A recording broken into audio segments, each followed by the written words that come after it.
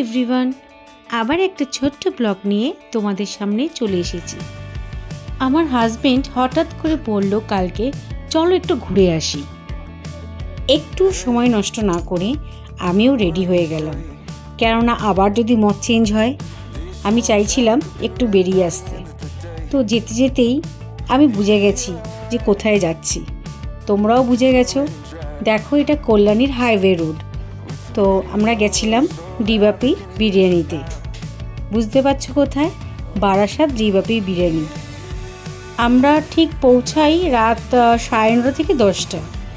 তখনের ভিড়টা দেখে just imagine করতে পারবে না, এতটাই ভিড় ওই রাতে, এতটাই রাশ থাকে। সত্যি মানুষরা ছুটে ছুটে আসে এই কারণে। ওনাদের ব্যবহার বলো, খাবার দাবার তো খুবই ভালো।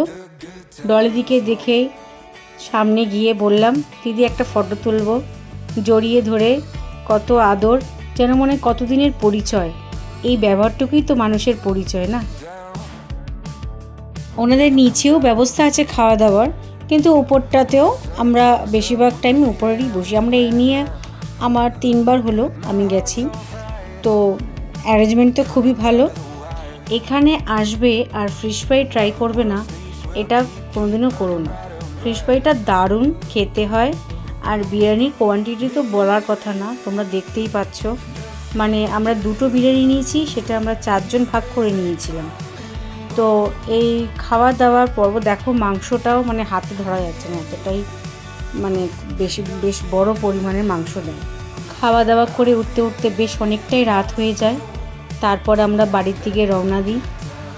আমার ব্লগ যদি তোমাদের ভালো লেগে থাকে তাহলে একটা লাইক, কমেন্ট, শেয়ার করে আমার পাশে থেকো। টাটা।